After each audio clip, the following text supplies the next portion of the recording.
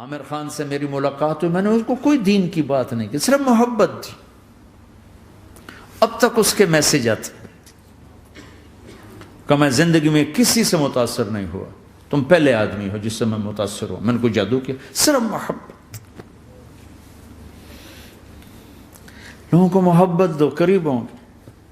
میں جب گیا بڑی مشکل سے اللہ نے، ملاقات کا کوئی راستہ ہی نہیں تھا، وہ مجھے نہیں جانتا تھا، میں اسے نہیں جانتا تھا، تو کوئی موقع نہیں مل رہا تھا ملاقات کا.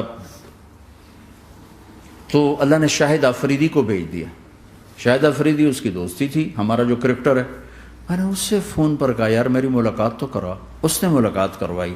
تو اس نے مجھے کہا آدھا گھنٹہ ہے، آدھا گھنٹہ. جب میں پہنچا میکسیمم پونا گھنٹہ. میں نے ٹھیک. میں گیا تو وہ سہما ہوا چہرہ کہ بھئی مولانا آ گیا، پتہ نہیں کیا کہیں گے، بھئی یہ تو کیا کر رہا ہے، تو حرام کر رہا ہے، ناچ رہا ہے، گا رہا ہے، توبہ کر، ابھی تیرے لیے دوزخ کا فیصلہ ہو جائے. پتہ نہیں کیا ہوگا. وہ ڈرا ہوا سہما ہوا تھا.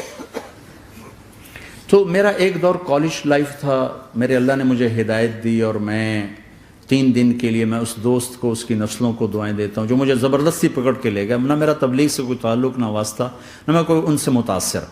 ایک لڑکا تھا، بنگالی تھا، گشت کرتا تھا، لیکن میں اس سے ذرا متاثر نہیں ہوا. میرا دوست متاثر ہو گیا تھا، تو میں تو ان کے قریب سے نہیں گزرتا تھا. تو وہ اور میں اسکول میں اکٹھے آ رہے تھے، کالج میں اکٹھے آ رہے تھے. تو وہ متاثر ہوا، وہ 3 دن کے لیے جا رہا تھا، تو مجھے بتائے بغیر میرا ہاتھ پکڑ کے لے گیا. مجھے کام ہے، چلو میرے ساتھ. اور میں اس کو انکار نہیں کر سکتا تھا، یہ میرا اس کا تعلق تھا. اب بھی اسی طرح بھائیوں جیسا تعلق. میں اس کا احسان ماں، مجھے زبردستی لے گیا. ہمارے پنجابی کی مثال ہے، کبے نو لت لگی وہ سیدھا ہو گیا. وہ جو ہوتا ہے ہنچ بیک ہوتا ہے نا، اس کو کسی نے لات ماری تو وہ سیدھا ہو گیا. مہربانی بھائی تیری لات سے میں سیدھا ہو گیا. تو مجھے تو وہ کبے والی لت پہ گئی. تو اللہ نے مجھے اس طرف لگا دیا. اور جب میری کالج لائف، میں نے کالج کا بہترین سنگر تھا، اسکول کا بہترین. یہ جنید جمشید کیا ہے جو اس زمانے میں یہ سارا کو اٹھایا میں نے سارا کیا ہے. تو اب وہ بیچارہ ایسے بیٹھا ہوا. تو میں نے اس سے بیٹھتے ہی فلموں کی باتیں شروع کر دی. اور تھوڑی دیر بعد میں نے محسوس کیا کہ فرام 60 to 72 جو فلم انڈسٹری کو جتنا میں جانتا تھا اتنا وہ نہیں جانتا تھا. تو اس کے اوپر میرے علم کا روب پڑ گیا. اس کی لائن کا علم تھا نا. تو حیران پریشان، یہ واز تو ہو نہیں. تو کبھی دلیپ کمار کی باتیں شروع ہو گئیں، کبھی راج کپور کی شروع ہو گئیں، اور کبھی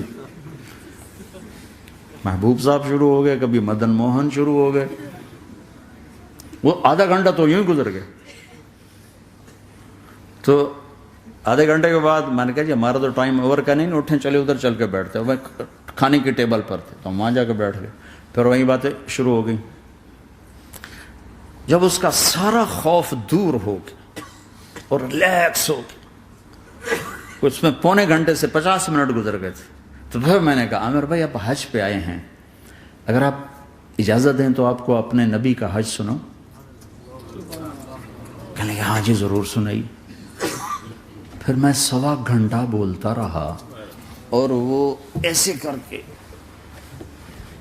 یہاں سے وہ یوں نہیں ہوا. 1.25 گھنٹہ ایسے بیٹھ کے یوں سنتا، ہلا نہیں اپنی جگہ سے. لوگ محبت کے بھوکے ہیں، تم فتوے دینا شروع کر دیتے. 2 گھنٹے کی ملاقات کے بعد جب ہم نکلے تو نیچے تک چھوڑنے آیا عامر خان. حج کے بعد میں نے کہا ایک ملاقات اور ہو جائے گا، ضرور ہوگی. پھر اس کا میسج آیا کہ میں مدینے چلا گیا ہوں، معذرت چاہتا ہوں. میں نے کہا میں مدینے آ جاؤں گا. میں مدینے پہلے ہو آیا تھا حج سے پہلے. تو اس نے کہا کہ آپ 14 تاریخ کو آ جائیں، 4 سے 6 کا ٹائم میں نے آپ کے لیے رکھا ہے. تو میں جنید اور ایک اور ساتھی ہم دوبارہ وہاں چلے گئے. 4 بجے 4:15 ہم اس کے ساتھ ہماری سٹنگ شروع ہوئی. 4:15 سے 10:15 تک 6 گھنٹے مسلسل.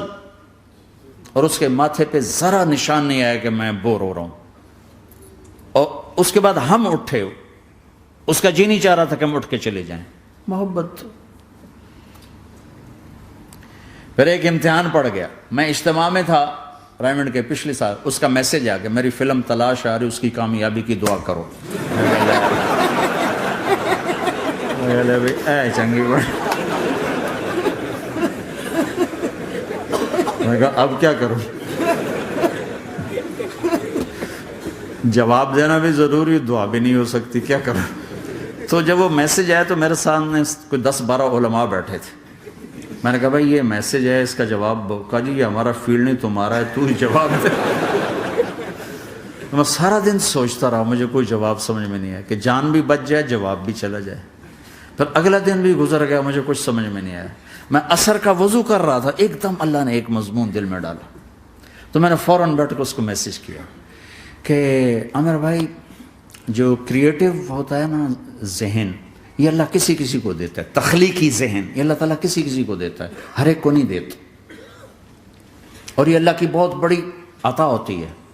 اور میں نے تمہارے ساتھ جو وقت گزارا اس میں نے دیکھا کہ اللہ نے تمہیں تخلیقی ذہن دیا ہے، تم کریٹر ہو. اور جو لوگ اس ٹائپ کے ہوتے ہیں وہ کامیابی ناکامی کی پرواہ نہیں کرتے، وہ اپنے کام سے کام رکھتے ہیں. آپ کا بھائی تو فوراً اس کا میسج آیا، آپ ٹھیک کہہ رہے ہیں، آپ ٹھیک کہہ رہے ہیں. بات ہو گئی. پھر میں تھا ہانگ کانگ. میں نے امی کو براہ راست فون نہ کیا کرو، میسج کیا کرو کہ میں آپ کو فون کر سکتا ہوں، چونکہ میں اس کا بہت ستایا ہوا، بہت ستایا. تو میں نے اسے میسج کیا کہ میں طارق جمیل ہانگ کانگ میں آپ کو فون کر سکتا ہوں، میں آپ کو فون کر سکتا ہوں. میں ہمیشہ اسے، اب بھی میرا فون پہ رابطہ ہے، میں پہلے اسے میسج دیتا ہوں میں آپ کو فون کر سکتا ہوں. اگر اس کا جواب نہ ہے پھر میں نہیں کرتا ہوں. کبھی وہ خود کر لیتا ہے، کبھی وہ میسج دے دیتا ہے کال کر لیں. تو تھوڑی دیر بعد اس کا فون آ گیا کیونکہ میں اس وقت دلی میں ہوں، کانفرنس میں تھا. تو میں نے آپ کا میسج دیکھا تو میں اٹھ کے باہر آ گیا ہوں، ابھی آپ سے بات کر کے پھر میں جاؤں گا. تو اسے باتیں کرتے کرتے کہنے لگا آپ کی دعا سے میری فلم کامیاب ہو گئی. میں کہا یا اللہ میں کوئی نہیں کی تھی تینوں.